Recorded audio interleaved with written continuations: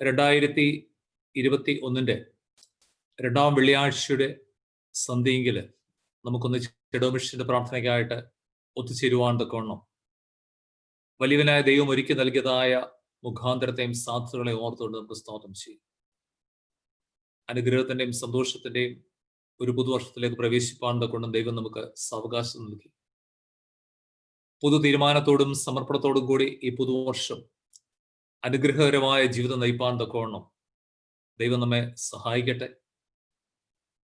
പ്രതിസന്ധികൾ നിറഞ്ഞതായ ലോകത്തിൽ ജീവിതത്തിൽ ഭയവും പ്രതിസന്ധികളും ഇല്ലാതെ ദൈവത്തിൽ മാത്രം ശരണപ്പെട്ടുകൊണ്ട് എന്നെ വഴി നടത്തുവാൻ തക്കൊണ്ട് എൻ്റെ ജീവിതത്തിന്റെ ഏത് അനുഭവങ്ങളിലും എൻ്റെ ദൈവം എൻ്റെ കർത്താവ് കൂടെയുണ്ടെന്നുള്ളതായ ഉത്തമ വിശ്വാസത്തിൽ ആ കർത്താവിനോട് ചേർന്ന് പ്രത്യാശയോടുകൂടി ജീവിപ്പാനായിട്ട് ദൈവം നമ്മെ ഈ നാളുകളിൽ അധികമായിട്ട് എടുത്ത് ബലപ്പെടുത്തുകയും ശക്തീകരിക്കുകയും ചെയ്യട്ടെ എന്ന് പ്രാർത്ഥിക്കുകയും ചെയ്യും. ഈ അനുഗ്രഹിക്കപ്പെട്ടതായ രാത്രിയിലെ നമ്മുടെ ഒന്നിച്ചുള്ളതായ തിരുവചന ധ്യാനത്തിനുവേണ്ടി തിരഞ്ഞെടുത്തിരിക്കുന്നതായ വേദഭാഗം ഉൽപ്പത്തി പുസ്തകം 32 അധ്യായത്തിന്റെ 28 മുതലുള്ളതായ വാക്യങ്ങൾ. ഉൽപ്പത്തി പുസ്തകം 32 അധ്യായത്തിന്റെ 28 മുതലുള്ളതായ ചില വാക്യങ്ങൾ. അവിടെ ഇപ്രകാരമാണ് നാം വായിക്കുമ്പോൾ കാണുന്നത്: നീ ദൈവത്തോടും മനുഷ്യരോടും മല്ലടിച്ച് ജയിച്ചതുകൊണ്ട് നിന്റെ പേർ ഇനി യാക്കോബ് എന്നല്ല ഇസ്രായേൽ എന്ന് വിളിക്കപ്പെടും എന്ന് അവൻ പറഞ്ഞു. യാക്കോബ് അവനോട്, നിന്റെ പേർ എനിക്ക് പറഞ്ഞു തരണം എന്ന് അപേക്ഷിച്ചു. നീ എൻ്റെ പേർ ചോദിക്കുന്നത് എന്ത് എന്ന് അവൻ പറഞ്ഞു. അവിടെ വെച്ച് അവനെ അനുഗ്രഹിച്ചു. അവൻ ദൈവത്തെ മുഖാമുഖമായി കണ്ടിട്ടും എനിക്ക് ജീവഹാനി വന്നില്ല എന്ന് യാക്കോബ് പറഞ്ഞു. ആ സ്ഥലത്തിന് പെനിയേൽ എന്ന് പേരിട്ടു. നമ്മുടെ കണ്ണുകൾ അടയ്ക്കാം, ഒരു നിമിഷം പ്രാർത്ഥിക്കാം. ഞങ്ങളെ ദിനംതോറും വഴി നടത്തി പരിപാലിക്കുകയും ഞങ്ങളുടെ ആവശ്യങ്ങളിൽ കൈവിടാതെ ഞങ്ങളോട് കൂടെ നിൽക്കുകയും ചെയ്യുന്ന ഞങ്ങളുടെ ദൈവമേ, ഈ നല്ല രാത്രിയിൽ ഞങ്ങൾക്ക് ഒന്നിച്ച് ഈ സൂം പ്ലാറ്റ്ഫോമിൽ കൂടി ഞങ്ങളുടെ ഇടവമിഷന്റെ പ്രയറിന് വേണ്ടി കൂടുവാൻ, ഞങ്ങൾക്ക് ഒന്നിച്ച് ദൈവത്തെ സ്തുതിപ്പാൻ, മഹത്വപ്പെടുത്തുവാൻ, വലിയ കൂട്ടായ്മയുടെ അനുഭവങ്ങളെ പങ്കുവെപ്പാൻ നീ ഒരുക്കിയ എല്ലാ അവസരത്തിനായിട്ടും സ്തോത്രം ചെയ്യും. ഞങ്ങൾ അല്പസമയം വചനത്തിന് മുമ്പിലേക്കും അടുത്തു വരുന്നു. ദൈവമേ, പ്രാർത്ഥനാപൂർവം വചനം ധ്യാനിപ്പാൻ കൊണ്ട് ഞങ്ങളുടെ ഉള്ളങ്ങളെ ഒരുക്കണമേ. ഞങ്ങൾ വചനം കേൾക്കുന്നവരാ പലപ്പോഴും, എന്നാൽ കേൾക്കുന്നതിനെ ഉൾക്കൊള്ളുവാനായിട്ടും സ്വീകരിപ്പാനായിട്ടും ജീവിതത്തിൽ അന്വർത്ഥമാക്കുവാനായിട്ട് സാധിക്കാതെ പോയിട്ടുള്ളതായ ഞങ്ങളുടെ കുറവുകൾ നിന്റെ സന്നിധി ഞങ്ങൾ ഏറ്റുപറയും. ദൈവമേ, ഈ രാത്രിയിൽ വിനയ താഴ്മ ഹൃദയത്തോട് ഏറ്റവും താല്പര്യപൂർവ്വം നിന്റെ വചനം ധ്യാനിപ്പാൻ കൊണ്ട് ഞങ്ങളിലേക്ക് നീ ആവശ്യമായ കൃപകളെ പകരണമേ. യേശു മിശിഹയുടെ നാമത്തിൽ ഞങ്ങളുടെ പ്രാർത്ഥനകളെ കേൾക്കുമാറാകണമേ. നമ്മൾ വായിച്ചതായ വേദഭാഗമായ ഉൽപ്പത്തി പുസ്തകം 32 അധ്യായം അതിന്റെ 28 മുതൽ ഉള്ളതായ ചില വാക്യങ്ങളാണ് നമുക്ക് വായിക്കുവാൻ സാധിച്ചത്. പ്രത്യേകിച്ച് ഈ വേദഭാഗം ഒക്കെ നമ്മൾ വായിക്കുന്നതായ അവസരത്തിൽ ഇവിടെ പ്രധാനമായി നമുക്ക് കാണുവാൻ കൊണ്ടും സാധിക്കുന്നത് യാക്കോബ് ജീവിതവുമായിട്ടുള്ളതായ ബന്ധത്തിലെ ചില സംഗതികൾ. ആരാണ് യാക്കോബ് എന്നതിനെ കുറിച്ച് ഒരുപക്ഷെങ്കിൽ നമുക്ക് അധികം അറിയുവാനായിട്ട് സാധിക്കുമായിരിക്കും. ഇസഹാക്കിന്റെ 2 മക്കളിൽ ഒരു. യാക്കോബ് എന്ന വാക്കിന്റെ അർത്ഥം തന്നെ സ്ഥാനം തട്ടിയെടുത്തവൻ. കാരണം ഒരുപക്ഷെങ്കിൽ ദൈവം ഒരു പദവി സ്ഥാനവും നൽകുവാൻ തൊക്കെ ആഗ്രഹിച്ചിരുന്നു. എന്നാൽ അത് ദൈവം നൽകുന്നതിനേക്കാൾ മുൻപ് അത് കൈക്കലാക്കുവാൻ, തട്ടിയെടുക്കുവാൻ തൊക്കെ താല്പര്യം പ്രകടിപ്പിച്ചതായ ഒരു വ്യക്തിത്വത്തിന്റെ ഉടമയായിട്ടാണ് നമുക്ക് യാക്കോബിനെ വേദഭാഗത്തിൽ കൂടി മനസ്സിലാക്കുന്നത്. മാത്രമല്ല, നമ്മൾ യാക്കോബിനെ കുറിച്ച് അധികമായിട്ട് മനസ്സിലാക്കുവാൻ ശ്രമിക്കുന്ന അവസരത്തിൽ മക്കളില്ലാതിരുന്നതായ ഇസഹാക്ക് റിബേക്ക ദമ്പതികൾക്ക് ജനിച്ചതായ ഇരട്ട സന്തതികളിൽ, ഇരട്ട മക്കളിൽ ഒരുവനാണ് യാക്കോബ്. യാക്കോബിന്റെ സഹോദരനെ കുറിച്ച് നമുക്ക് അറിയാം, ഏശാവ്. ഏശാവും യാക്കോബും തമ്മിൽ സ്വഭാവത്തിന് ഒത്തിരി വ്യത്യാസമുണ്ട്. അവരുടെ ശാരീരികമായ രൂപങ്ങൾക്കും പല വ്യത്യാസങ്ങൾ ഉണ്ടായിരുന്നതായിട്ട് വേദപുസ്തകം വ്യക്തമാക്കുന്നുണ്ട്. ഏശാവ് ചുവന്ന നിറമുള്ളവനായിരുന്നു. ദേഹം രോമം കൊണ്ട് നിറഞ്ഞതായ ഒരു വ്യക്തിയായിട്ടാണ് ഏശാവിനെ കുറിച്ച് പരാമർശിക്കുന്നത്. മാത്രമല്ല എപ്പോഴും വേട്ടക്കാരനായിട്ട് വനസഞ്ചാരിയായിട്ട് ജീവിപ്പാൻ തക്കവണ്ണം ഇഷ്ടപ്പെട്ടിരുന്നതായ ഒരു വ്യക്തിയായിട്ടാണ് ഏശാവിനെ മനസ്സിലാക്കുന്നത്. എന്നാൽ അതിൽ നിന്നും തികച്ചും വ്യത്യസ്തമായ ഒരു പ്രകൃതമാണ് നമുക്ക് യാക്കോബിൽ കാണുവാനായിട്ട് സാധിക്കും. ശാന്തശീലനായ ഒരു വ്യക്തി, കൂടാരവാസിയായിരുന്നതായ ഒരു വ്യക്തി. അപ്പൊ ശാന്തശീലൻ, പുറത്തേക്ക് അധികം ഇറങ്ങാതെ ഭവനവും ഭവനത്തിൻ്റെതായ തണലുകളും ഭവനത്തിൻ്റെതായ ചുറ്റുപാടുകളും ഇഷ്ടപ്പെട്ടുകൊണ്ട് അതിൻ്റെ ഊഷ്മളതയിൽ കൂടി ജീവിപ്പാൻ തക്കവണ്ണം ആഗ്രഹിച്ച് അതിന് കൂടുതൽ താല്പര്യം കൊടുത്തതായ ഒരു വ്യക്തി. അപ്പം ഇരട്ട മക്കളാണ് ഇവർ രണ്ടും, യാക്കോബും ഏശാവും. എന്നാൽ രണ്ടുപേരും സ്വഭാവത്തിൽ വ്യത്യാസങ്ങളുണ്ട്, അവരുടെ ഇടപെടലുകളിലും അവരുടെ പ്രവർത്തികളിലും വ്യത്യാസമുണ്ട്. ഇവിടെ നമ്മൾ കണ്ടതുപോലെ സൂചിപ്പിച്ചിരിക്കുന്നത് പോലെ അവിടെ ശാരീരികമായ പ്രകൃതത്തിനും ചില വ്യത്യാസങ്ങൾ ഉള്ളതായിട്ട് നമുക്ക് കാണാനായിട്ട് സാധിക്കും. അത് മാത്രമല്ല നമുക്ക് ഇവരിൽ കാണുവാൻ സാധിക്കും, ഇവരെ വേറിട്ട് മാതാപിതാക്കൾ സ്നേഹിച്ചിരുന്നതായിട്ട് തിരിച്ചറിയുക. കാരണം രണ്ടുപേരും ഒരേ മാതാപിതാക്കൾക്ക് ജനിച്ചതായ ഇരട്ട സന്തതി. എന്നാൽ പിതാവ് ഒരു മകന് അധികമായിട്ട് പ്രാതിനിധ്യം കൊടുത്തപ്പോൾ സ്നേഹിച്ചപ്പോൾ മാതാവ് മറ്റൊരു മകനെ കൂടുതൽ ലാളിക്കുകയും അവനെ കൂടുതൽ ചേർത്ത് നിർത്തുവാൻ തക്കണം ശ്രമിക്കുകയും ചെയ്തായിരുന്നു. ഇത് ഈ ദമ്പതികളുടെ ജീവിതത്തിൽ മാത്രമല്ല, പലപ്പോഴും നമ്മളുടെ ജീവിതത്തിലും ലോകത്തിലും അല്ലെ നമുക്ക് പരിചിതമുള്ളതായ മറ്റ് അനുഭവങ്ങളൊക്കെ കാണുവാൻ ശ്രദ്ധിക്കുക. മക്കളെ വേറിട്ട് സ്നേഹിക്കുവാനായിട്ട് അവരുടെ താല്പര്യം പ്രകടിപ്പിക്കുന്നതായ അനുഭവം. കാരണം ഇവിടെ സൂചിപ്പിച്ചതുപോലെ യാക്കോബ് കൂടാരവാസി ശാന്തശീലൻ എന്ന ഏശാവിനെ സംബന്ധിച്ച് വേട്ടക്കാരന് വനസഞ്ചാരിയായിട്ട്, ഇസഹാക്കിനെ സംബന്ധിച്ച് വേട്ട ഇറച്ചി ഒത്തിരി താല്പര്യമുള്ള വ്യക്തി. അവ വേട്ട ഇറച്ചി ഭക്ഷിക്കുന്നതിൽ അതിൻ്റെ രുചിയെക്കുറിച്ച് വളരെ വ്യക്തമായിട്ട് അറിയാവുന്നതായ ഇസഹാക്ക് അത് ഒരുപക്ഷെ അധികമായിട്ട് ലഭിക്കുവാനായിട്ടുള്ള ആഗ്രഹമാകാം അദ്ദേഹം ഏശാവിനെ അധികമായിട്ട് സ്നേഹിച്ചു. കാരണം യാക്കോബിനെ സ്നേഹിച്ചാൽ അതുകൊണ്ട് പ്രയോജനമില്ല എന്നുള്ളതായ ഒരു തിരിച്ചറിവ് ആയിരിക്കും. എന്നാൽ റിബേക്കയെ സംബന്ധിച്ച് നമ്മൾ മുമ്പേ കണ്ടതുപോലെ അവൾ ഏറ്റവും അധികം യാക്കോബിനെ സ്നേഹിച്ചു. ഒരുപക്ഷെങ്കിൽ വേട്ടയിറച്ചിയോടുള്ളതായ താല്പര്യം ഇല്ലായ്മയാകത്തില്ല, മറിച്ച് മകൻ എപ്പോഴും തൻ്റെ ഒരു നിഴലായിട്ട് കൂടെ ഉള്ളതിൻ്റെ ആ ഒരു സന്തോഷവും ആ സന്തോഷത്തിന്റെ അനുഭവം സ്നേഹത്തിൽ കൂടി പ്രകടമാക്കി തീർക്കുവാനായിട്ട് സാധിക്കുകയും ചെയ്തു. മാത്രമല്ല നമ്മൾ പഴയ നിയമം പരിശോധിച്ച് നോക്കുമ്പോൾ പഴയ നിയമത്തിലെ ആദ്യജാതന് 3 പ്രധാനപ്പെട്ടതായ അവകാശങ്ങൾ ലഭ്യമാകുന്നതിനെ കുറിച്ച് രേഖപ്പെടുത്തിയിട്ടുണ്ട്. 1, കുടുംബത്തിന്റെയും ഗോത്രത്തിന്റെയും ഭരണം. 2, പിതാവിന്റെ അവകാശത്തിന്റെ അല്ലെ പിതാവിന്റെ സ്വത്തിന് ഇരട്ടി പങ്ക് ലഭിക്കുന്നതും മൂത്ത മകന്. മാത്രമല്ല കുടുംബത്തിലെ പൗരോഹിത്യ പദവിയും ഗോത്രത്തിലെ മഹാപുരോഹിത പദവിയും ഒക്കെ ലഭിക്കുവാൻ അർഹതയുള്ളതും മൂത്ത മകൻ. എന്നാൽ വേദപുസ്തകം രേഖപ്പെടുത്തിയിരിക്കുന്നതായ ഒരു സംഗതിയുണ്ട്. ഉൽപ്പത്തി പുസ്തകം 25-ാമത്തെ അധ്യായത്തിന് 23-ാമത്തെ വാക്യത്തിൽ നമുക്കത് കാണാനായിട്ട് സാധിക്കുന്നു. യാക്കോബ് ഇളയവന് ഏശാവിനേക്കാൾ. യാക്കോബ് ഏശാവിനേക്കാൾ ഇളയവനാണെങ്കിലും ദൈവം ഒരു കൽപ്പന അല്ലെങ്കിൽ ദൈവത്തിന്റെ വലിയൊരു പദ്ധതി യാക്കോബിന് പേരിൽ ഉണ്ടായിരുന്നു. കാരണം യാക്കോബ് ഇളയവൻ എങ്കിലും ആദ്യജാതന്റെ അവകാശം ലഭിക്കുവാൻ അർഹതയുള്ളതായ ഒരു വ്യക്തിയായിട്ടാണ് യാക്കോബിനെ കുറിച്ച് വിശുദ്ധ വേദപുസ്തകം രേഖപ്പെടുത്തിയിരിക്കുന്നത്.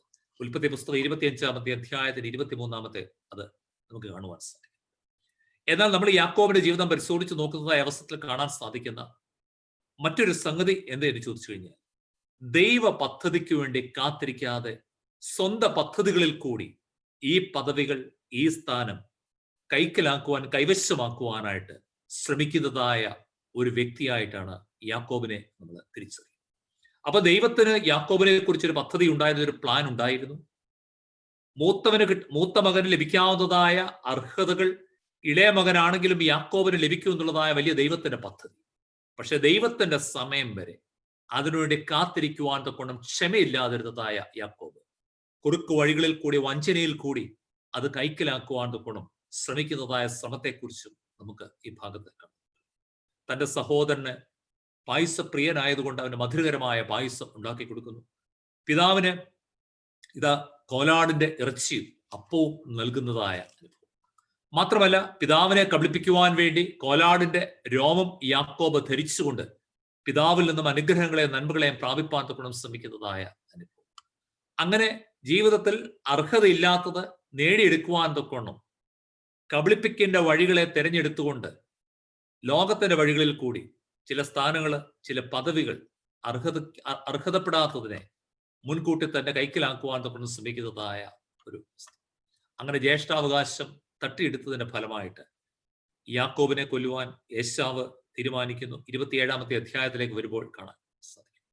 എന്നാൽ യാക്കോബിന്റെ ജീവിതം അപകടം എന്ന് തിരിച്ചറിയുന്നതായ റിബേക്കയുടെ ആലോചനയോടുകൂടി ഇത് യാക്കോബിനെ ഭവനത്തിൽ നിന്നും മറ്റൊരിടത്തേക്ക് മാറ്റുവാനായിട്ട് ശ്രമിക്കുകയാണ്.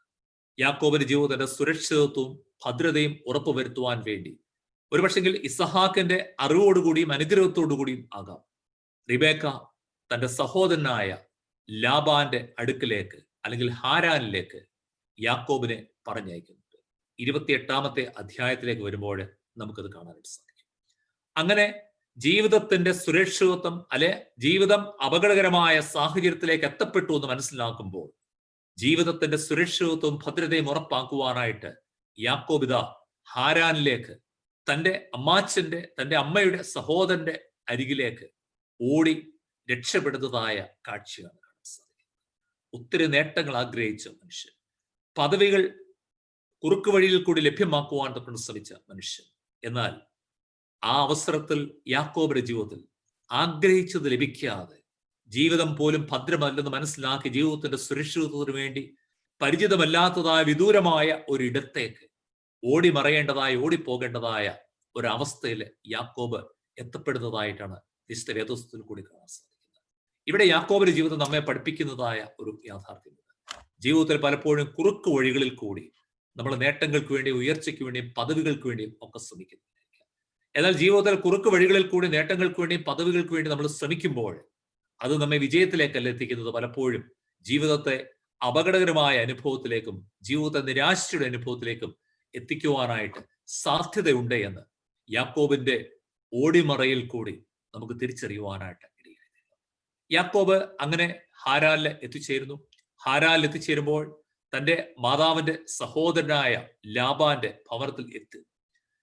ഭവനത്തിൽ എത്തുന്നതായ അവസരത്തിൽ അവിടെ ലാബാന്റെ ഒരു ദാസനായിട്ട് ശുശ്രൂഷ ചെയ്യുവാനായിട്ട് വിധിക്കപ്പെടുകയാണ്. എന്നാൽ ശുശ്രൂഷയിലെ ആയിരിക്കുന്ന അവസരത്തിൽ ലാബാനുമായിട്ട് ഒരു കരാറില് ഇവിടെ യാക്കോബ് എത്തപ്പെടുന്നു. ഞാൻ അതിന്റെ വിശദീകരണം കുറെ നമുക്ക് പരിചിതമുള്ളത് കൊണ്ട് ഞാൻ എന്റെ എല്ലാത്തിലേക്കും കടക്കുവാനായിട്ട് ശ്രമിക്കുന്നില്ല. അവിടുത്തെ യാക്കോബിന്റെ ആഗ്രഹം എന്ന് പറയുന്നത് ലാബാന്റെ രണ്ട് മക്കളെ കുറിച്ചും ആ ഭാഗത്ത് പറയുന്നത് സുന്ദരിയായ ഇളയ മകള് റാഹേല്, എന്നാൽ അത്രത്തോളം സുന്ദരിയല്ലാത്തതായ മൂത്ത മകളെ കുറിച്ചുള്ളതായ പരാമർശവും ഈ ഭാഗത്ത് പരാമർശിക്കുന്നുണ്ട്. ലേയെ കുറിച്ച് പറയുന്നു. എന്നാൽ യാക്കോബ് അവിടെ എത്തിയപ്പോൾ യാക്കോബ് ഇഷ്ടപ്പെട്ടത് റാഹേലിനെ. അപ്പൊ റാഹേലിനെ വിവാഹം ചെയ്യുവാനായിട്ട് യാക്കോബ് താല്പര്യപ്പെടുമ്പോൾ ലാബാൻ ഒരു വ്യവസ്ഥ വെക്കുന്നുണ്ട്. 7 വർഷം നീ എനിക്ക് വേണ്ടി ശുശ്രൂഷ ചെയ്തു കഴിഞ്ഞാൽ നീ ഇഷ്ടപ്പെടുന്നതായ എൻ്റെ മകളെ നിനക്ക് വിവാഹം ചെയ്ത് നൽകാമെന്ന് പറയും. അങ്ങനെ ആ മകളെ വിവാഹം ചെയ്യുവാൻ അല്ലെങ്കിൽ റാഹേലെ വിവാഹം ചെയ്യുവാനുള്ളതായ താല്പര്യവും ആഗ്രഹവും മനസ്സിൽ വെച്ചുകൊണ്ട് കഷ്ടതകളും പ്രതിസന്ധികളും പ്രയാസങ്ങളും നിറഞ്ഞതായ ജോലി ചെയ്യുവാൻ തക്കോണം യാക്കോബ് സന്നദ്ധനായി. അങ്ങനെ യാക്കോബ് ജോലി ചെയ്യുന്നു. 7 വർഷത്തിന് ശേഷം റാഹേലെ വിവാഹം കഴിക്കുവാനുള്ളതായ ഒത്തിരി കണക്കുകൂട്ടലുകളോടും സ്വപ്നങ്ങളോടും കൂടി വിവാഹ വേദിയിലേക്ക് യാക്കോബ് എത്തപ്പെടുന്നതായിട്ട് നമ്മൾ താഴേക്ക് വായിക്കുമ്പോൾ കാണുവാൻ സാധിക്കും. എന്നാൽ അവിടെ യാക്കോബ് കബളിക്കപ്പെടുകയാണ്. കാരണം റാഹേലിനെ വിവാഹം ചെയ്യുവാനായിട്ട് ഇഷ്ടപ്പെട്ടതായ ആ ഇഷ്ടത്തിന്റെ അനുഭവത്തിൽ വിവാഹ വേദിയിലേക്ക് എത്തപ്പെട്ടതായ യാക്കോബ് യഥാർത്ഥത്തിൽ വിവാഹം ചെയ്യുന്നത് വിരൂപിയായ ലേയാണ്. കാരണം യാക്കോബിന് പോലും തിരിച്ചറിയുവാനായിട്ട് സാധിച്ചില്ല തന്റെ സമീപത്ത് എത്തിയിരിക്കുന്നതായ മണവാട്ടി റാഹേൽ എന്നതായ ചിന്തയോടുകൂടിയാണ് യാക്കോബ് അവളെ വിവാഹം ചെയ്യുന്നത്. പക്ഷേ താൻ വഞ്ചിക്കപ്പെടുന്നത് പിന്നീട് യാക്കോബ് തിരിച്ചറിയുകയാണ് ചെയ്തത്. അപ്പൊ അവിടെ നമ്മൾ മനസ്സിലാക്കാൻ ശ്രമിക്കുന്നതായ ഒരു സംഗതി എന്ന് ചോദിച്ചു കഴിഞ്ഞാൽ നമ്മൾ ഗലാത്യ ലേഖനത്തിൽ ഇപ്രകാരം വായിക്കുന്നുണ്ട്: മനുഷ്യൻ വിതയ്ക്കുന്നത് തന്നെ കൊയ്യും. ഗലാത്യ ലേഖനം 6-ാം അധ്യായത്തിന്റെ 7-ാമത്തെ വാക്യത്തിൽ അത് നമ്മൾ വായിക്കുന്നത്. മനുഷ്യൻ വിതയ്ക്കുന്നത് കൊയ്യും. ഒരിക്കൽ തന്റെ പിതാവിനെ കബളിപ്പിച്ചതായ തന്റെ സഹോദരൻ ആണ് താനെന്ന് ഭാവിക്കുന്നതായ രീതിയിൽ സഹോദരന്റെ രൂപം മറ്റു രീതിയിൽ സ്വീകരിച്ചുകൊണ്ട് പിതാവിനെ കബളിപ്പിച്ചുകൊണ്ട് പിതാവിന്റെ അനുഗ്രഹം വാങ്ങുവാൻ കൊണ്ട് ശ്രമിക്കുന്ന ഒരു വ്യക്തി. അല്ലെങ്കിൽ മറ്റൊരു രീതിയിൽ പറഞ്ഞു കഴിഞ്ഞാൽ ഒരുപക്ഷെ ലോകത്തിലെ ആദ്യത്തെ ഫാൻസി ഡ്രസ്സ് കണ്ടുപിടിച്ച ഒരു വ്യക്തിയാകാം യാക്കോബ്. കാരണം അങ്ങനെയാണല്ലോ പിതാവിൽ നിന്ന് അനുഗ്രഹം വാങ്ങുന്നത്. എന്നാൽ ആ ഫാൻസി ഡ്രസ്സ് കണ്ടുപിടിച്ച് പിതാവിനെ കബളിപ്പിച്ചതായ യാക്കോബ് ഇതാ വീണ്ടും അതേ രീതിയിൽ തന്നെ കബളിപ്പിക്കപ്പെടുന്നതായ ഒരു സാഹചര്യം എത്തുന്നത്. വിരൂപിയായ ലേയ ഏറ്റവും സൗന്ദര്യമുള്ളതായ വ്യക്തിയായി ഒരുപക്ഷെ യാക്കോബിന്റെ മുൻപിൽ എത്തപ്പെടുകയാണ്. ഇന്നത്തെ ബ്യൂട്ടി പാർലർ ഒക്കെ കണ്ടുപിടിക്കുന്നതിന് മുൻപ് തന്നെ അന്ന് ഒരുപക്ഷെ അതിന് സമാനമായ സംവിധാനങ്ങൾ ഉണ്ടായത് കൊണ്ടാകാം വിരൂപിയായ ലേയ റാഹേൽ എന്ന് തോന്നിക്കത്തക്ക രീതിയിൽ സുന്ദരിയായിട്ട് വിവാഹവേദിയിലെ യാക്കോബിന്റെ മുൻപിൽ എത്തപ്പെടുവാനായിട്ട് ഇടയായത്. എന്നാൽ ലേയ വിവാഹം കഴിച്ചുവെങ്കിലും ഈ യാക്കോബിന്റെ സ്വപ്നങ്ങൾക്ക് യാതൊരു കുറവുമൊന്നുമില്ല. അവന്റെ മനസ്സിൽ എന്നും നിറഞ്ഞു നിന്നത് റാഹേൽ. വീണ്ടും ഇതാ 7 വർഷം കൂടി യാക്കോബ് ലാബാന് വേണ്ടി ശുശ്രൂഷ ചെയ്യുകയാണ്. താൻ ഇഷ്ടപ്പെട്ടതായ, താൻ ആദ്യം മുതൽ ആഗ്രഹിച്ചതായ റാഹേലിനെ തന്റെ ഭാര്യയായിട്ട് സ്വന്തമാക്കുന്നതായിട്ട്. അങ്ങനെ 7 വർഷത്തിന് ശേഷം വീണ്ടും ഇതാ യാക്കോബ് റാഹേലിനെയും തന്റെ ഭാര്യയായിട്ട് സ്വീകരിക്കുകയാണ്. അതിനുശേഷം വീണ്ടും അവന്റെ ഭൗതികമായ വിഭവങ്ങളും അവന്റെ സമ്പത്തും വർദ്ധിപ്പിക്കുവാനായിട്ട് 6 വർഷങ്ങൾ കൂടി ലാബാനോടൊപ്പം യാക്കോബ് ജീവിക്കുന്നതായിട്ട് കാണും. അങ്ങനെ സ്വന്തം ഭവനത്തെ വിട്ട് ഓടി മറഞ്ഞതായ യാക്കോബ് 20 വർഷം വിദൂരമായ ഇടത്ത് പലതരത്തിലുള്ളതായ പ്രതിസന്ധികളിൽ കൂടി, പ്രശ്നങ്ങളിൽ കൂടി ഒക്കെ ജീവിച്ച് ഇന്നിതാ യാക്കോബ് 20 വർഷത്തിന് ശേഷം യാക്കോബിനെ നമ്മൾ നോക്കുമ്പോൾ ഈ വേദഭാഗത്ത് കാണുവാൻ തൊട്ടും സാധിക്കുന്നു. സമ്പന്നനായ ഒരു മനുഷ്യനായിട്ട് തിരികെയാണ് ചെയ്തത്. ഒന്നുമില്ലാതെ അവൻ യാത്ര തിരിച്ച ഒരു വ്യക്തിയാണ്. ജീവിതം സുരക്ഷിതമാക്കുവാനുള്ളതായ ഒറ്റ ചിന്തയോടുകൂടി നേട്ടങ്ങൾ ആഗ്രഹിച്ചതായ മനുഷ്യൻ നേട്ടങ്ങളൊന്നും പ്രാപിക്കാതെ തന്റെ ഭവനത്തിൽ നിന്നും തന്റെ സഹോദരനെ ഭയന്നുകൊണ്ട് അവൻ ഓടി വിദൂരമായ ഒരിടത്തെത്തുന്നു. എന്നാൽ 20 വർഷത്തെ അവന്റെ കൈപ്പേറിയതായ ജീവിതത്തിന് ശേഷം സമ്പന്നനായ ഒരു മനുഷ്യനായിട്ട് തിരികെയും സമ്പന്നനായ മനുഷ്യൻ സ്വന്തം ദേശത്തേക്ക് മടങ്ങിപ്പോവുകയും ചെയ്യുവാനായിട്ട് ആഗ്രഹിക്കുന്നതിനെ കുറിച്ച് നമുക്ക് ഈ ഭാഗങ്ങളിൽ, ഈ അധ്യായങ്ങളിൽ കാണുവാൻ സാധിക്കും. എന്നാൽ ഇവിടെ നമ്മൾ മനസ്സിലാക്കുന്ന ഒരു സംഗതി, ജീവിതത്തിൽ ഒന്നുമില്ലാതിരുന്നതായ മനുഷ്യനായിരുന്നു യാക്കോബ്. കാരണം അവൻ പലതും നേടുവാനായിട്ട് ആഗ്രഹിച്ചു. പല പദവികൾ അവന് ലഭ്യമാകുവാൻ അവൻ കുറുക്ക് വഴികൾ കൂടി അത് കൈവരിപ്പാൻ തൊക്കണം ശ്രമിക്കുന്നു. എന്നാൽ ഒന്നുമില്ലാത്തവനായി ജീവിതം പോലും ഭദ്രമാക്കുവാൻ വേണ്ടി ഓടിമറയുന്ന മനുഷ്യൻ. എന്നാൽ 20 വർഷത്തിന് ശേഷം സമ്പന്നനായ ഒരു മനുഷ്യനായിട്ട് തിരികെ. ഒരു പക്ഷേ നമുക്ക് ഇപ്പോൾ യാക്കോബിനെ കാണുവാനായിട്ട് സാധിക്കുമ്പോൾ നമ്മൾ തന്നെ പറയുമായിരിക്കാം, യാക്കോബ് ആരാണ്? ജീവിതത്തിലെ അനുഗ്രഹിക്കപ്പെട്ടതായ ഒരു മനുഷ്യനായിട്ട് നമുക്ക് യാക്കോബിനെ വിലയിരുത്തുവാൻ സാധിക്കും. എന്നാൽ ഈ വേദഭാഗത്ത് നമ്മൾ ഇനി ചിന്തിക്കുവാനായിട്ട് പോകുന്നത് എന്താണ് അനുഗ്രഹം? യാക്കോബിന്റെ ജീവിതത്തെക്കുറിച്ച് നമ്മൾ കണ്ടു. യാക്കോബിന്റെ ജീവിതത്തിന്റെ പശ്ചാത്തലമാണ് നമ്മൾ ഇതുവരെ മനസ്സിലാക്കാൻ ശ്രമിച്ചത്. ജീവിതത്തിൽ ഒന്നുമില്ലാതെ ജീവിതത്തെ നിലനിർത്തുവാനുള്ളതായ ആഗ്രഹത്തോടുകൂടി സഹോദരൻ തന്നെ കൊലപ്പെടുത്തുമെന്ന് കരുതിയതായ സ്ഥാനത്ത് ജീവിതം സുരക്ഷിതമാക്കി തീർക്കുവാൻ വേണ്ടി അമ്മയുടെ ആലോചനയോടുകൂടി വിദൂരമായ ഒരിടത്തേക്ക് കൂടി കഷ്ടതകളും പ്രയാസങ്ങളും യാതനകളും നിറഞ്ഞതായ ജീവിതത്തിൽ കൂടി പടിപടിയായിട്ട് അതിനെ തരണം ചെയ്തുകൊണ്ട് ജീവിച്ചതായ യാക്കോബ് ഇന്ന് ഉന്നതനായ ഒരു സമ്പന്നനായ മനുഷ്യൻ ആയി. അപ്പോൾ യാക്കോബിനോട് നമ്മൾ ചോദിക്കുവാൻ ശ്രമിക്കണം, എന്താണ് അനുഗ്രഹം? അല്ലെ ഈ വേദഭാഗത്തിന്റെ വെളിച്ചത്തിൽ എന്താണ് അനുഗ്രഹം എന്ന് ചോദിക്കുന്ന അവസരത്തിൽ നമുക്ക് ഈ വേദഭാഗം ചില ഉത്തരങ്ങള്, ചില മറുപടികൾ നൽകുന്നുണ്ട്.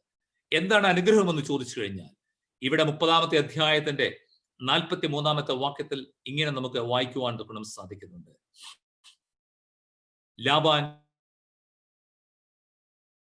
യാക്കോബിനോട്, പുത്രിമാർ എന്റെ പുത്രിമാർ, മക്കൾ എന്റെ മക്കൾ, ആട്ടിൻകൂട്ടം എന്റെ ആട്ടിൻകൂട്ടം, നീ കാണുന്നതൊക്കെയും എനിക്കുള്ളത് തന്നെ.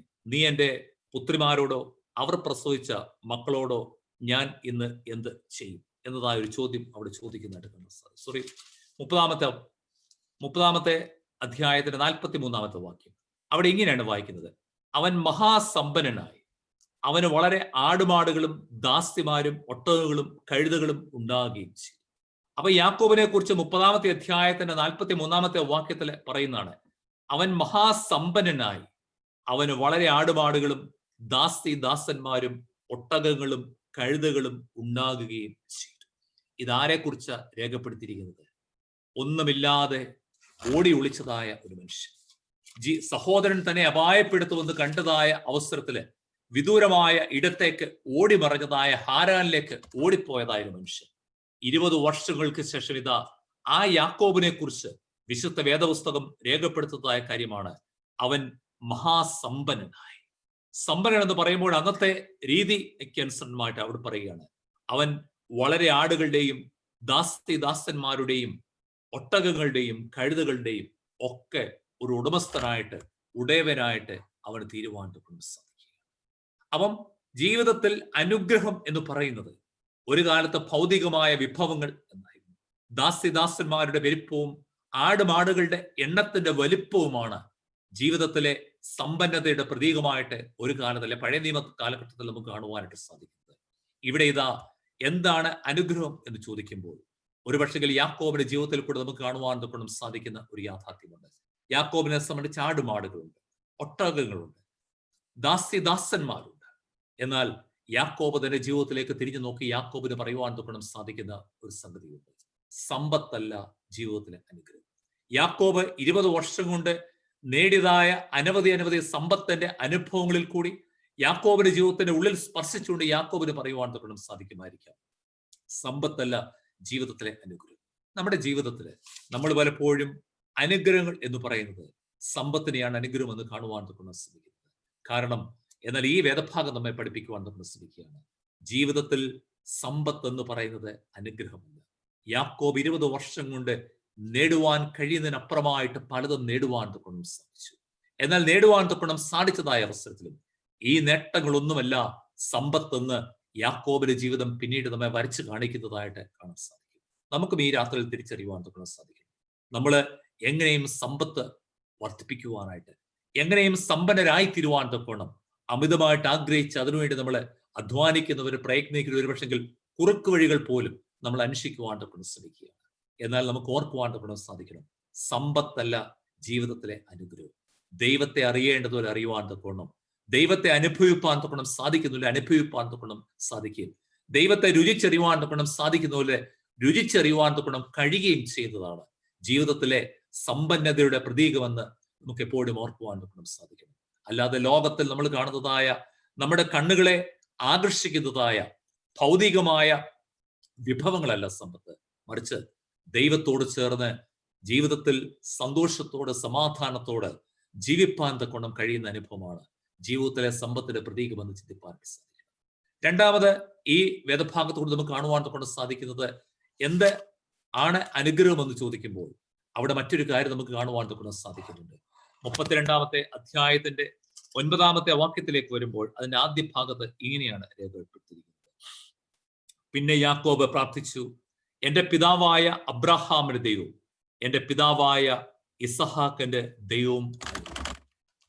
എന്റെ പിതാവായ അബ്രഹാമിന്റെ ദൈവം, എന്റെ പിതാവായ യാക്കോബിന്റെ ദൈവം. നമുക്ക് അബ്രഹാം ആരാന്നതിനെ കുറിച്ച് വളരെ വ്യക്തമായിട്ട് അറിയാം. അതേപോലെ തന്നെ ഇസഹാക്ക് ആരാണെന്നതിനെ കുറിച്ച് നമുക്ക് വ്യക്തമായിട്ട് അറിയാം. കാരണം വിശ്വാസികളുടെ പിതാവ് എന്നാണ് വിശുദ്ധ വേദപുസ്തകം അബ്രഹാമിന് നൽകിയിരിക്കുന്ന ഏറ്റവും മനോഹരമായ ഒരു നിർവചനം. 75-ാമത്തെ വയസ്സിൽ ഹാരാനിൽ നിന്ന് പുറപ്പെട്ടതായ ഒരു വ്യക്തിയാണ് അബ്രഹാം എന്ന് പറയുന്നത്. വിശ്വാസം പരീക്ഷിക്കപ്പെട്ടപ്പോൾ അല്ലെ വിശ്വാസം പരിശോധിക്കപ്പെട്ടതായ സന്ദർഭങ്ങളിൽ വിശ്വാസത്തെ നഷ്ടപ്പെടുത്താതെ വിശ്വാസത്തെ മുറുകെ പിടിച്ചുകൊണ്ട് ദൈവത്തെ അനുസരിക്കുന്നതാണ് ജീവിതത്തിലെ ഉന്നതമായ അനുഭവം എന്ന് തിരിച്ചറിവോടുകൂടി ജീവിപ്പാൻ തൊക്കണം സാധിച്ചതായ ഒരു വ്യക്തിയാണ്. അതുകൊണ്ടാണ് ഇവിടെ പറയുന്നത് ഞങ്ങളുടെ പിതാവായ അബ്രഹാമിന്റെ ദൈവം. കാരണം ജീവിതത്തിൽ വിശ്വാസം ചോർന്നു പോകാവുന്ന സ്ഥാനത്ത്, വിശ്വാസം ഉപേക്ഷിക്കാവുന്നതായ സ്ഥാനത്ത് പോലും വിശ്വാസത്തെ നെഞ്ചോട് ചേർത്ത് പിടിച്ചുകൊണ്ട് ജീവിപ്പാൻ തൊക്കണം സാധിച്ചതായ, അതിന് കഴിഞ്ഞതായ ഉന്നതമായ വിശ്വാസത്തിന്റെ ഉടമയായിട്ട് നമുക്ക് അബ്രഹാമിനെ വിശുദ്ധ വേദപുസ്തകത്തിൽ കാണുവാൻ സാധിക്കും. ഇസഹാക്കിനെ കുറിച്ച് നമ്മൾ നോക്കുന്നതായ അവസരത്തിൽ ജീവിതത്തിൽ അനുസരണമുള്ളതായ ഒരു മനുഷ്യനായിട്ടാണ്, വ്യക്തിയായിട്ടാണ് ഇസഹാക്കിനെ കാണുവാൻ സാധിക്കുന്നത്. കാരണം ജീവിതത്തിന് നിർണായകമായ വേളയിൽ പ്രവർത്തിക്കുന്നതായ ദൈവത്തെ തന്റെ ജീവിതത്തിൽ കൂടി തിരിച്ചറിയുവാൻ സാധിച്ച ഒരു മനുഷ്യനാണ് ഇസഹാക്ക്. കാരണം യാഗപീഠത്തിൽ ജീവിതം ഇവിടെ അവസാനിക്കുന്നുവെന്ന തിരിച്ചറിവോടുകൂടി ഇസഹാക്ക് കടന്നുവെങ്കിലും ജീവിതത്തിൽ നിർണായകമായ അല്ലെങ്കിൽ സമയത്തെ സന്ദർഭത്തില് ഇടപെടുന്നവരാണ് ദൈവമെന്ന് ജീവിതത്തിൽ രുചിച്ചറിയുവാൻ സാധിച്ചതായ ഒരു വ്യക്തിയാണ് ഇസഹാക്ക്. അതുകൊണ്ടാണ് ഇസഹാക്കിനെ കുറിച്ച് ഈ വേദഭാഗത്ത് യാക്കോബ് ഇപ്രകാരം പറയുന്നത്, എന്റെ പിതാവായ ഞങ്ങളുടെ പിതാവായ അബ്രഹാമിന്റെ ദൈവവും ഇസഹാക്കിന്റെ ദൈവവും, ജീവിതത്തിൽ കൂടി ദൈവം ആരെന്ന് തിരിച്ചറിയുവാൻ തൊക്കണം സാധിച്ച വ്യക്തി. അപ്പൊ ഇവിടെ യാക്കോബിന് പറയുവാൻ തൊക്കണം സാധിക്കും, എന്റെ വിശ്വാസ ജീവിത അനുഭവത്തിൽ എനിക്ക് ചില പാരമ്പര്യങ്ങൾ പറയുവാനുണ്ട്. വിശ്വാസത്തെ മുറുകെ പിടിച്ചതായ അനുഭവമുള്ളതായ പിതാക്കന്മാർ ഞങ്ങളുടെ ജീവിതത്തിൽ ഉണ്ട്.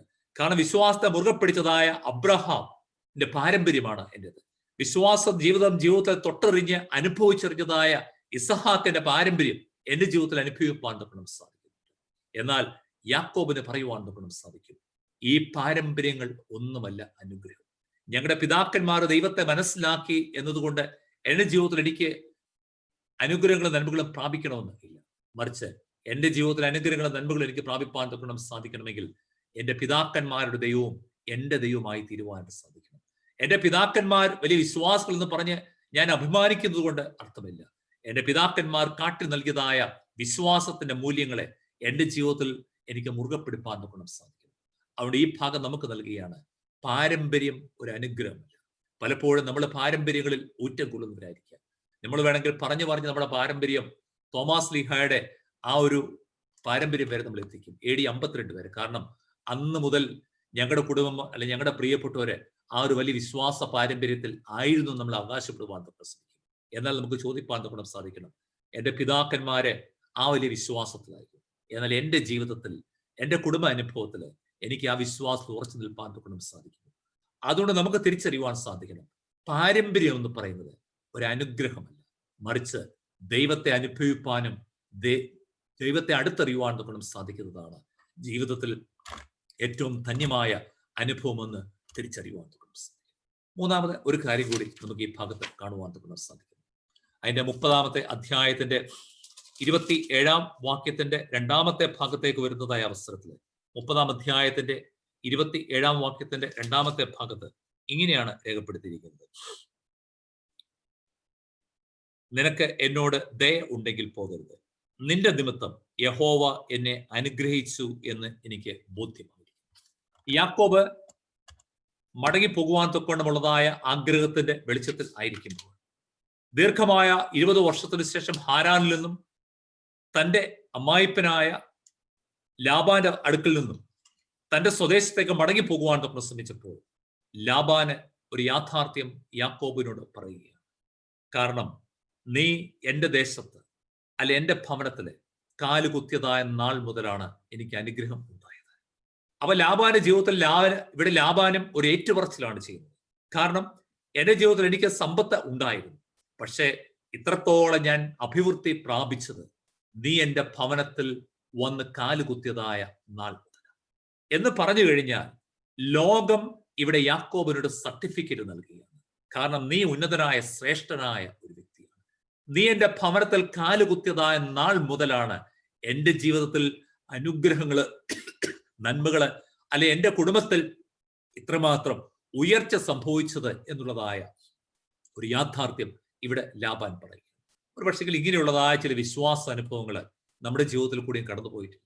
നമുക്കറിയാം, പണ്ട് നാളുകളിൽ ഇവിടെ ഇരിക്കുന്നതായ ചില സീനിയേഴ്സിനെ ഒക്കെ അറിയാം, മലയാള മാസത്തിന്റെ 1-ാം തീയതിയും ഇംഗ്ലീഷ് മാസത്തിന്റെ 1-ാം തീയതിയും ഒക്കെ ചിലരെ നമ്മൾ വിളിച്ച് വീടുകളിൽ കയറ്റുന്ന ഒരു പതിവ് നമ്മുടെ നാടുകളിൽ.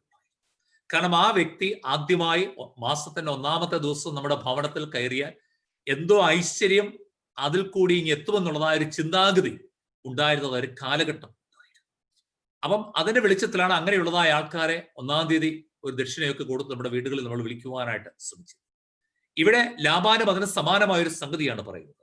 കാരണം നീ എന്റെ ഭവനത്തിൽ കാല് കുത്തിയത് കൊണ്ടാണ്, 20 വർഷം കൊണ്ടാണ് എന്റെ ഉയർച്ച ഇത്രമാത്രം അഭിവൃദ്ധിയുടെ അനുഭവത്തിലേക്ക് എത്തുവാൻ സാധിച്ചത്. അപ്പൊ ഇതാ ലോകം ഇവിടെ യാക്കോബിനോട് സർട്ടിഫിക്കറ്റ് കൊടുക്കുകയാണ്. ലോകത്തിന് മുൻപിൽ ലാബാനിവിടെ പറയുകയാണ്, നീ കാലുകുത്തുന്നതൊക്കെ അനുഗ്രഹത്തിന്റെ അനുഭവം. കാരണം നിന്റെ കാൽപാദങ്ങൾ സ്പർശിച്ചതിന് ശേഷമാണ് ഞാനും എന്റെ ഭവനവും അനുഗ്രഹത്തിന്റെ നിറവിലേക്ക് എത്തുവാനായിട്ട് സാധിച്ചത്. 3 സംഗതികളെ കുറിച്ചാണ് നമുക്ക് കാണുവാൻ തൊക്കെ സാധിച്ചത്. എന്താണ് അനുഗ്രഹം? എന്താണ് അനുഗ്രഹം എന്ന് പറയുവാൻ തൊക്കെ ശ്രമിക്കുമ്പോൾ അതിൽ കൂടെ നമുക്ക് തിരിച്ചറിയാൻ തൊക്കെ സാധിക്കേണ്ടത് എന്തല്ല അനുഗ്രഹം എന്ന്. എന്താണെന്ന് ചോദിച്ചു കഴിഞ്ഞാൽ സമ്പത്തല്ല അനുഗ്രഹം. ലോകത്തിൽ പലപ്പോഴും നമ്മളെ ലോകം നൽകുന്ന സമ്പത്താണ് അനുഗ്രഹം എന്ന് കാണുവാൻ ശ്രമിക്കുക. എന്നാൽ യാക്കോബിന്റെ ജീവിത അനുഭവം നമ്മെ പഠിപ്പിക്കുന്നു ലോകത്തിന്റെ സമ്പത്തല്ല അനുഗ്രഹം. 2, ലോകത്തിന് മുമ്പിൽ നമ്മൾ കൽപ്പിക്കുന്നതായ പാരമ്പര്യങ്ങളല്ല സമ്പത്ത് എന്ന് പറയുന്നത്. 3, നമ്മൾ കാണുന്നതായ ലോകം നമുക്ക് വേണ്ടി നൽകുന്നതായ സർട്ടിഫിക്കറ്റുകളല്ല സമ്പത്ത് എന്ന് നമുക്ക് തിരിച്ചറിയുവാൻ തുടങ്ങാൻ സാധിക്കും. പലപ്പോഴും സമ്പത്ത് എന്ന് പറയുന്നത് ലോകം നൽകുന്നതായ സർട്ടിഫിക്കറ്റുകളും ചില നമ്മൾ അഭിമാനിക്കുന്നതായ ചില പാരമ്പര്യങ്ങളും ലോകത്തിലെ സമ്പത്തുമാണ് ഏറ്റവും നേട്ടമെന്നും അതാണ് എല്ലാമെന്നും നമ്മൾ ചിന്തിക്കുമ്പോൾ ഇവിടെ ഇതാ ഈ വേദഭാഗത്തിന്റെ വെളിച്ചത്തിൽ യാക്കോബിന്റെ ജീവിതത്തിൽ കൂടി നമുക്ക് വരച്ചു കാണിക്കുന്നത് ഇതൊന്നുമല്ല അനുഗ്രഹം എന്നാണ്. എന്നാൽ യാക്കോബിന്റെ ജീവിതം തന്നെ എന്താണ് അനുഗ്രഹമെന്നും തുടർന്നുള്ളതായ ഭാഗങ്ങളിൽ കൂടി നമുക്ക് വളരെ വ്യക്തമായ ഒരു കാഴ്ചപ്പാട് നൽകുന്നത്. അല്ലെങ്കിൽ ആർക്കാണ് അനുഗ്രഹം പ്രാപിപ്പാൻ തൊക്കണം സാധിക്കുന്നതെന്ന് വളരെ വ്യക്തമായിട്ട് തുടർന്ന് യാക്കോബിന്റെ ജീവിതത്തിൽ കൂടി നമുക്ക് കാണുവാൻ തൊക്കണം ഇടയായിത്തീരുകയാണ്. 31-ാമത്തെ അധ്യായത്തിന്റെ 3-ാമത്തെ വാക്യത്തിൽ ആർക്കാണ് അനുഗ്രഹം പ്രാപിപ്പാനായിട്ട് സാധിക്കുന്നതെന്ന് അവിടെ രേഖപ്പെടുത്തിയിട്ടുണ്ട്. അവിടെ ഇങ്ങനെയാണ് നമ്മൾ വായിക്കുന്നത് 31-ാം അധ്യായത്തിന്റെ 3-ാമത്തെ വാക്യത്തിൽ, അപ്പോൾ യഹോവ യാക്കോബിനോട് നിന്റെ പിതാക്കന്മാരുടെ ദേശത്തേക്കും നിന്റെ ചാർച്ചക്കാരുടെ അടുക്കിലേക്കും മടങ്ങിപ്പോക, ഞാൻ നിന്നോടുകൂടെ ഇരിക്കും എന്ന് അറിയിച്ചു. 20 വർഷം ലാബാന്റെ ഭവനത്തിൽ വസിക്കുന്നതായ യാക്കോബ് 20 വർഷം അവിടെ പാർത്തതിനു ശേഷം ഇതാ ദൈവം യാക്കോബിനോട് പറയുകയാണ്, നിന്റെ ജീവിതത്തിൽ ഒരു മടങ്ങിപ്പോക്ക് നിനക്ക് ആവശ്യമാണ്. നീ എവിടെയൊക്കെയാണ് മടങ്ങിപ്പോകേണ്ടത്? നിന്റെ സ്വന്തം ദേശത്തേക്ക്, നിന്റെ സഹോദരന്റെ അടുത്തേക്ക്, നിന്റെ ഭവനത്തിലേക്ക് നിനക്ക് മടങ്ങിപ്പോകുവാനായിട്ട് ഇടയായി. അപ്പം ആ ദൈവത്തിന്റെ ആഹ്വാനപ്രകാരം മടങ്ങിപ്പോകുവാൻ തൊക്കണം ആഗ്രഹിച്ച് അതിനുവേണ്ടി ശ്രമിക്കുന്നതായ യാക്കോബിനെയാണ് 31-ാമത്തെ അധ്യായത്തിൽ നമുക്ക് കാണാൻ സാധിക്കുന്നത്. നമ്മൾ ഇന്ന് ആരാധന മധ്യേ ചിന്തിച്ചതായ വേദഭാഗം ലൂക്കോസിന്റെ സുവിശേഷം 15-ാം അധ്യായത്തിന്റെ 11 മുതലുള്ളതായ വാക്യങ്ങൾ.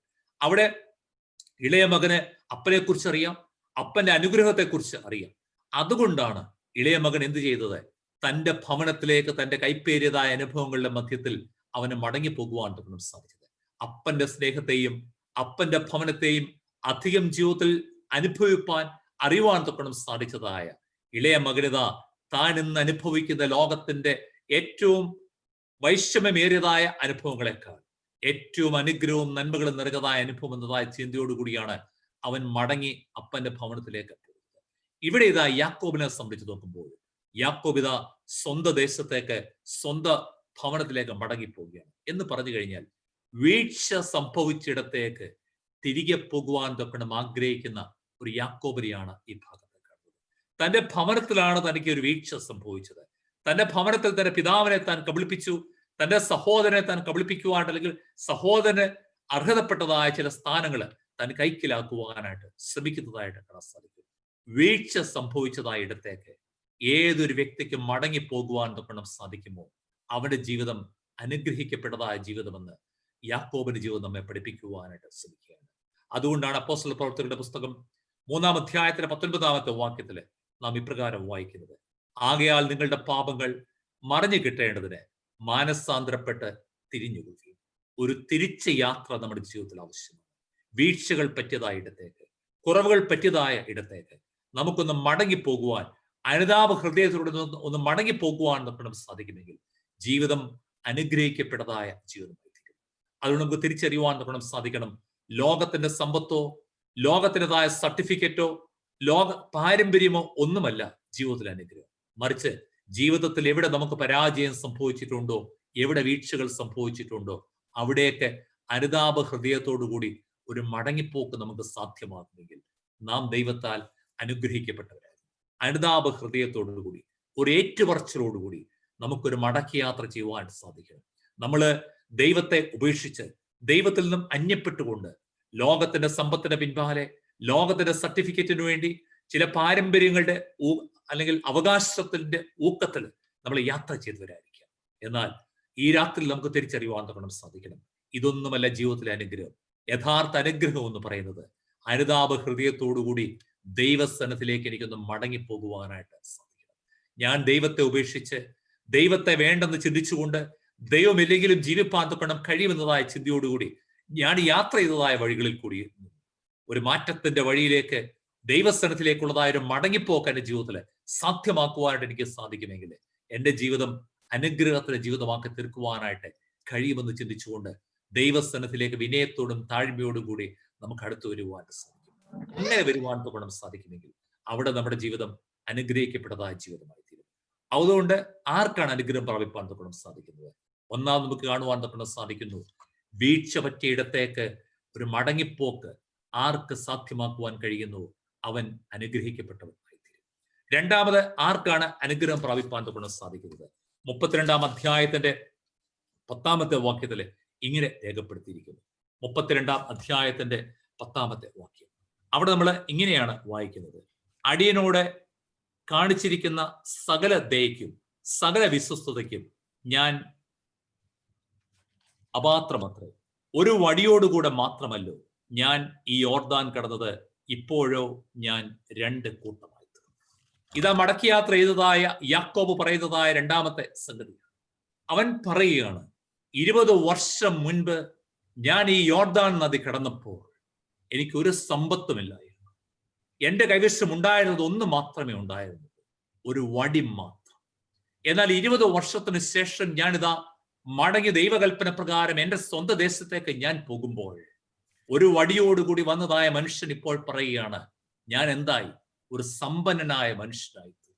ഒരു പക്ഷെങ്കിൽ നേടുവാൻ തക്കണം സാധിക്കുന്നതിനേക്കാളൊക്കെ അപ്പുറമായ നേട്ടങ്ങളും അപ്പുറമായ ഉന്നതികളും ഉയർച്ചകളും ഒക്കെ കൈവരിപ്പാൻ തക്കണം സാധിച്ചതായ ഒരു വ്യക്തിയായിട്ട് സ്വയം യാക്കോബിന് തിരുവാൻ തക്കണം സാധിച്ചു എന്ന് പറഞ്ഞു കഴിഞ്ഞാൽ, അവിടെ യാക്കോബ് പറയുന്ന കാര്യത്തിന് മറുപടി, അല്ലെങ്കിൽ യാക്കോബ് പറയുന്ന ആശയം ഇപ്രകാരം നമുക്കതിനെ ഒന്ന് ചുരുക്കി വായിക്കുവാൻ സാധിക്കും. കാരണം യോർദാൻ കടന്നപ്പോഴേ എന്റെ കൈവശം ഒരു വടി മാത്രമേ ഉണ്ടായിരുന്നു. യാക്കോബ് ഒരു ഏറ്റുപറച്ചിലാണ് പറയുന്നത്, ദൈവമേ, നിനക്ക് തന്നെ എന്നെ അറിയാം. ഞാൻ 20 വർഷങ്ങൾക്ക് മുൻപ് ഈ യോർദാൻ നദി കടന്നതായ അവസരത്തിൽ ഒന്നുമില്ലാതെ എല്ലാം നഷ്ടപ്പെട്ട് ജീവിതം എങ്ങനെയെന്ന് ഞാൻ ചിന്തിച്ചുകൊണ്ട് ഭാരത്തോടു കൂടിയാണ് ഈ യാത്ര ചെയ്തത്. എനിക്ക് ആശ്രയം എന്ന് പറയുവാനായിട്ട് ഒരു വടി മാത്രമേ ഉള്ളൂ. എന്നാൽ ഞാൻ മടങ്ങിപ്പോകുമ്പോൾ ആടുമാടുകളും ഒട്ടകങ്ങളും കുടുംബവും ഒക്കെ ഉള്ളതായ ഏറ്റവും ഉയർച്ചയുടേതായ ഭൗതിക നേട്ടങ്ങൾ കൈവരിക്കുന്ന ഒരു അനുഭവത്തിൽ എനിക്ക് മടങ്ങിപ്പോകുവാൻ സാധിക്കും എന്ന് പറഞ്ഞു കഴിഞ്ഞാൽ ആർക്കാണ് അനുഗ്രഹം പ്രാപിപ്പാൻ സാധിക്കുന്നത്? ഇവിടെ നമുക്ക് ഇങ്ങനെ ഒരു നിർവചനം നൽകുവാൻ സാധിക്കും. ഇന്നലകളെ നോക്കി സ്തോത്രം ചെയ്യുന്ന ഒരു വ്യക്തിക്ക് അനുഗ്രഹത്തോടുകൂടി എന്നും ജീവിപ്പാനായിട്ട് സാധിക്കും. ഇന്നലകളിലേക്കൊന്ന് നോക്കുവാൻ, ഇന്നലകളിൽ വഴി നടത്തിയ ദൈവസന്നിധിയിൽ വിനയപ്പെട്ടുകൊണ്ട് ആ ദൈവത്തിൽ നിന്ന് സ്തോത്രം കരയേറ്റുവാനായിട്ട് സാധിക്കും. ഇവിടെ യാക്കോബ് പറയുന്ന വാക്കിന് ഒരു പക്ഷേ നമുക്ക് ഇങ്ങനെ മറുപടി നൽകുവാൻ, അല്ലെങ്കിൽ യാക്കോബിന്റെ വാക്കുകൾ കൂടി ഇങ്ങനെ നമുക്ക് ചിന്തിപ്പാൻ കൊണ്ട് സാധിക്കുമായിരിക്കും. ദൈവമേ, ഇന്നലകളിൽ എൻ്റെ ജീവിതത്തിൽ ഒന്നുമില്ലാത്ത ഒരു മനുഷ്യനായിരുന്നു. എന്നാൽ ഇന്ന് ഞാൻ മടങ്ങി വരുമ്പോൾ നീ എന്നെ എത്രമാത്രം അനുഗ്രഹിച്ചിരിക്കുന്നു. ഞാൻ അർഹിക്കപ്പെട്ടതിന് അപ്പുറമായിട്ട് അനുഗ്രഹങ്ങള്, നന്മകള് എനിക്ക് നീ നൽകിയിരിക്കുന്നു. അവിടെ ഈ രാത്രി നമുക്കും പറയുവാൻ നമുക്ക് സാധിക്കണം, ദൈവമേ, ഒന്നുമില്ലാത്ത അവസ്ഥയിൽ, പ്രയാസത്തിന്റെ അനുഭവങ്ങളിലും ദാരിദ്ര്യത്തിന്റെ അനുഭവങ്ങളിൽ ജീവിതം എങ്ങനെ മുൻപോട്ട് കൊണ്ടുപോകുന്നത് ഞാൻ ഭാരപ്പെട്ടതായ സ്ഥാനം അനുഭവങ്ങൾ എൻ്റെ ജീവിതത്തിൽ ഉണ്ടായിരുന്നു. എന്നാൽ എന്നെ കരം പിടിച്ചുയർത്തതായ ഒരു ദൈവമുണ്ട്. ദൈവമേ, നീ നൽകിയതല്ലാതെ ഒന്നും എൻ്റെ ജീവിതത്തിൽ ഇല്ല. ഒരു വടി മാത്രമേ എനിക്ക് ഉണ്ടായിരുന്നു. എൻ്റെ ജീവിതത്തിൽ ഒരു കാലത്ത് ചിലത് മാത്രമാണ് എനിക്ക് ആശ്രയമായിട്ടുണ്ടായിരുന്നു. എന്നാൽ നീ ഇന്ന് എത്രമാത്രം എന്നെ അനുഗ്രഹിച്ചിരിക്കുന്നുവെന്ന് ഓർത്തോട് ദൈവത്തിന് സ്തോത്രം കരയേറ്റുവാനായിട്ട്, നന്ദി കരയേറ്റുവാനായിട്ട് സാധിക്കും. ഇന്നലകളെ നോക്കി സ്തോത്രം ചെയ്യുവാൻ സാധിക്കുന്ന ഒരു വ്യക്തിയുടെ ജീവിതം അനുഗ്രഹിക്കപ്പെട്ടതായ ജീവിതമാക്കി നമുക്ക് തീരുവാനായിട്ട് സാധിക്കും. മൂന്നാമത് നമുക്കിവിടെ കാണുവാൻ തൊക്കണം സാധിക്കും. അതിന്റെ 32-ാമത്തെ വാക്യത്തിന്റെ 27-ാമത്തെ വാക്യത്തിലേക്ക് വരുന്നതായ അവസരത്തിൽ അവിടെ ഇങ്ങനെ നമ്മൾ കാണുന്നുണ്ട്, യാബോക്ക് നദിയുടെ കടവിന്റെ മറുകരയിലേക്ക് യാക്കോബ് മറ്റെല്ലാത്തിനെയും കടത്തി വിടുകയാണ്. ഒടുവിൽ യാക്കോബ് മാത്രം ഇക്കരെ ശേഷിക്കുന്നുണ്ട്. അപ്പോഴൊരു പുരുഷൻ ഉഷസ്സോളം അല്ലെ നേരം പുലർക്കോളം യാക്കോബിനോട് മല്ലടിക്കുന്നതായിട്ട് വായിക്കുന്നുണ്ട്. നീ എന്നെ അനുഗ്രഹിച്ചില്ലാതെ ഞാൻ വിടുകയില്ല എന്ന് യാക്കോബ് അവിടെ പറയുന്നുണ്ട്. അവിടെ വെച്ച് യാക്കോബിന്റെ പേര് ചോദിക്കുന്നു. എന്നാൽ അവിടെ നമ്മൾ കാണുന്ന ഒരു കാര്യമുണ്ട്, യാക്കോബ് തന്റെ പേര് ഉള്ളതുപോലെ അവിടെ പറയുക. മല്ലടിച്ചതായ മനുഷ്യന്റെ മുൻപിൽ ഒന്നും മറച്ചു വെക്കാതെ തുറന്നു പറയുന്ന ഒരു യാക്കോബിനെയാണ് കാണുന്നത്. അവിടെ വെച്ച് ഇതാ യാക്കോബ് ഒരു പുതിയ പദവിയിലേക്ക് പ്രവേശിക്കുകയാണ്. ദൈവം യാക്കോബിൽ പ്രസാദിച്ചുകൊണ്ട് പറയുകയാണ്, നീ ഇനി യാക്കോബല്ല, മറിച്ചാരാണ്? നീ ഇനി ഇസ്രായേൽ. ഇസ്രായേൽ എന്ന് പറഞ്ഞു കഴിഞ്ഞാൽ ദൈവത്തിന്റെ പ്രഭു എന്നാണ്. നീ ഇതുവരെ യാക്കോബ് എന്നാണ് വിളിക്കപ്പെട്ടത്, അറിയപ്പെട്ടിരുന്നത്. എന്നാൽ ഇന്ന് മുതൽ നീ ദൈവത്തിന്റെ പ്രഭുവായി തീരുക. എങ്ങനെയാണ് ഈ പദവിയിലേക്ക് യാക്കോബിന് എത്തുവാൻ നമുക്ക് സാധിച്ചത്? ഉള്ളത് ഉള്ളതുപോലെ തുറന്നു പറയുന്ന ഒരു മനുഷ്യനായിട്ട് യാക്കോബിന് തീരുവാൻ സാധിച്ചു. ജീവിതത്തിൽ ഒന്നും മറച്ചു വെക്കുവാനായിട്ട് യാക്കോബിന് തോന്നി. ഉള്ളതിനെ ഉള്ളതുപോലെ ദൈവസ്ഥിതിയിൽ തുറന്നു പറയുവാൻ സാധിച്ചു. നമ്മുടെ ജീവിതത്തിൽ അനുഗ്രഹം പ്രാപിപ്പാൻ നമുക്ക് സാധിക്കണമെങ്കിൽ ഉള്ളതിനെ ഉള്ളതുപോലെ തുറന്നു പറയുവാൻ സാധിക്കും. അവസാനം ഒരു കാര്യം കൂടി ഞാൻ പറഞ്ഞ് അവസാനിപ്പിക്കുകയാണ്. 33 അധ്യായത്തിന്റെ 19 മുതലുള്ള 19-20 വാക്കിൽ നമുക്ക് കാണുവാൻ നമുക്ക് സാധിക്കുന്നത്, കൂടാരമടിച്ച് യാക്കോബ് അവിടെ ഒരു യാഗപീഠം പണിയുകയും. ജീവിതത്തിൽ കൂടാരമടിച്ച് യാക്കോബ് അവിടെ ഒരു യാഗപീഠം പണിതു എന്ന് പറഞ്ഞു കഴിഞ്ഞാൽ കർത്തൃക്കരകളിൽ തന്റെ ജീവിതത്തെ പരമേൽപ്പിക്കുന്നതായ ഒരു മനുഷ്യൻ. അവിടെ ജീവിതത്തിൽ അനുഗ്രഹിച്ചതായ ദൈവത്തെ വിസ്മരിക്കുകയല്ല, ആ ദൈവത്തെ ആരാധിക്കണം, ആ ദൈവത്തോട് ചേർന്നാൽ തുടർന്നും ജീവിക്കണം എന്നുള്ളതായ തിരിച്ചറിവോടുകൂടി ആ ദൈവത്തിനു വേണ്ടി ഇതാ കൂടാരമടിച്ച് ഒരു യാഗപീഠം പണിയുക. ദൈവകരങ്ങളിൽ തന്റെ ജീവിതത്തിന്റെ ശിഷ്ട സന്ദർഭം പരമേൽപ്പിക്കുന്നതായ ഒരു വ്യക്തി. ജീവിതത്തിന്റെ ശിഷ്ട അനുഭവങ്ങൾ അല്ലെങ്കിൽ ജീവിതത്തിന്റെ ഓരോ ദിനങ്ങളും ദൈവകരങ്ങളിലേക്ക് പരമേൽപ്പിപ്പാൻ തകൊണ്ട് സാധിക്കുന്ന ഒരു വ്യക്തിയുടെ ജീവിതം അനുഗ്രഹത്തിന്റെ ജീവിതമാക്കി തീരുമെന്നതിനെ കുറിച്ച് യാതൊരു സംശയം. നമുക്ക് 2 ആശയങ്ങൾ ചിന്തിപ്പാൻ തക്കൊണ്ട് സാധിച്ചത്. ഒന്നാമത് നമുക്ക് കാണുവാൻ തക്കൊണ്ട് സാധിച്ചതായ ആശയം എന്താണ് അനുഗ്രഹം. നമ്മൾ പലപ്പോഴും ലോകത്തിന്റെ സമ്പത്തിനെ അനുഗ്രഹമായിട്ട് കാണുവാൻ ശ്രമിക്കുന്നുണ്ട്. ലോകത്തിലെ ചില പാരമ്പര്യങ്ങൾ നമ്മൾ അനുഗ്രഹമായിട്ട് കാണുവാൻ തക്കൊണ്ട് ശ്രമിക്കുന്നുണ്ട്. ലോകത്തിന്റെ സർട്ടിഫിക്കറ്റുകളും അനുഗ്രഹമായിട്ട് നമ്മൾ വിലയിരുത്തുവാൻ ശ്രമിക്കുന്നു. എന്നാൽ യാക്കോബിന്റെ ജീവിതം നമ്മെ പഠിപ്പിക്കുന്നു, ഇതല്ല അനുഗ്രഹം. എന്നാൽ ആർക്കാണ് അനുഗ്രഹം പ്രാപിപ്പാൻ നമുക്ക് സാധിക്കുന്നത്? 4 സംഗതികൾ നമുക്ക് കാണുവാൻ നമുക്ക് സാധിച്ചു. ഒന്ന്, ജീവിതത്തിൽ വീഴ്ച സംഭവിച്ചിടത്തേക്ക് ഒരു മടക്കി യാത്ര ചെയ്യുവാൻ നമുക്ക് സാധിക്കുന്ന വ്യക്തിയുടെ ജീവിതം അനുഗ്രഹിക്കപ്പെടും. അവിടെ ദൈവസ്ഥാനത്തിലേക്ക് ഒരു ഏറ്റുപറച്ചിലോടുകൂടി നമുക്ക് അടുത്ത് വരുവാൻ നമുക്ക് സാധിക്കുമെങ്കിൽ നമ്മുടെ ജീവിതം അനുഗ്രഹത്തിന്റെ ജീവിതമാക്കി തീർക്കുവാനായിട്ട് സാധിക്കും. രണ്ടാമത് നമുക്ക് കാണുവാൻ നമുക്ക് സാധിക്കുന്നു, ഈ നിരകളെ നോക്കി സ്തോത്രം ചെയ്യുവാനായിട്ട് ദൈവത്തിന് നന്ദി കരയേറ്റുവാൻ സാധിക്കുന്ന ഒരു വ്യക്തിയുടെ ജീവിതം അനുഗ്രഹത്തിന്റെ ജീവിതമായി മാറുമെന്നുള്ള യാതൊരുമായ സംശയമില്ല. 3, ഉള്ളതിനെ ഉള്ളതുപോലെ ദൈവസന്നിധിയിൽ ഏറ്റുപറയുന്ന വ്യക്തി അനുഗ്രഹിക്കപ്പെടും. 4, ജീവിതത്തിൽ ഒരു യാഗപീഠം പണിയുവാൻ തൊട്ടും സാധിക്കുന്ന വ്യക്തിയുടെ ജീവിതം അനുഗ്രഹത്തിന്റെ ജീവിതമാക്കി തീർക്കാൻ സാധിക്കും. അതുകൊണ്ട് ഈ രാത്രിയിൽ നമുക്ക് നമ്മുടെ ജീവിതത്തെ ഒന്ന് വിലയിരുത്താം. എൻ്റെ ജീവിതം അനുഗ്രഹകരമായ ജീവിതമാണ്. എൻ്റെ ജീവിതം ലോകത്തിന്റെ ചില നേട്ടങ്ങളിൽ കൂടി, ലോക പാരമ്പര്യങ്ങളിൽ കൂടി, ഭൗതികമായ വിഭവങ്ങളിൽ കൂടി അനുഗ്രഹമെന്ന് ഞാൻ ചിന്തിക്കുന്ന അനുഭവമാണ്. അത് ദൈവത്തോട് ചേർന്ന് ദൈവം ഇഷ്ടപ്പെടുന്ന രീതിയിൽ എൻ്റെ ജീവിതത്തെ അനുഗ്രഹമാക്കി തീർക്കുവാൻ സാധിക്കും. അവിടെ 2021 നാം പ്രവേശിച്ചിരിക്കുമ്പോൾ ലോകത്തിന്റെ സർട്ടിഫിക്കറ്റോ ലോകത്തിന്റെ ഭൗതികമായ അനുഭവങ്ങളോ മറ്റുള്ളവർ നമുക്ക് നൽകുന്ന പേരോ പ്രശസ്തിയോ പാരമ്പര്യമല്ല അനുഗ്രഹം. മറിച്ച് ജീവിതത്തിൽ ഒരു മടക്കി യാത്ര ചെയ്തുകൊണ്ട് ദൈവസ്ഥാനത്തിലേക്ക് ഏറ്റുപറയുവാൻ, ജീവിതത്തിൽ നമ്മുടെ കുറവുകളെ ദൈവസ്ഥാനത്തിയിൽ അനുദപിക്കുവാനായിട്ട് ദൈവത്തോട് ചേർന്നുള്ളതായ ജീവിതമാണ് നന്മയുടെ ജീവിതം എന്ന് മനസ്സിലാക്കിക്കൊണ്ട് ജീവിതത്തിന്റെ എല്ലാ ഇടങ്ങളിലും ആ ദൈവത്തിന് ഒരു യാഗപീഠപ്പെടുത്തുന്നു. ആ ദൈവത്തിന്റെ മുൻപിൽ ഉള്ളതിനെ ഉള്ളതുപോലെ തുറന്നു പറഞ്ഞുകൊണ്ട് ജീവിപ്പാനായിട്ട് നമുക്ക് സാധിക്കുമെങ്കിൽ അവിടെ നമ്മൾ അനുഗ്രഹിക്കപ്പെട്ടവരായിരിക്കും. അപ്രകാരമുള്ളതായ ജീവിതം ഈ പുതുവർഷം നയിപ്പാൻ തക്കോണം നമുക്ക് നമ്മെ തന്നെ ദൈവകരങ്ങളിലേക്ക് സമർപ്പിക്കാം. ആ വലിയ അനുഭവത്തിൽ നിലനിൽപ്പാൻ തക്കോണം ദൈവത്തിന്റെ പരിശുദ്ധാത്മാവ് അധികമായിട്ട് നമ്മെ ശക്തിയിരിക്കുകയും ബലപ്പെടുത്തുകയും ചെയ്യും.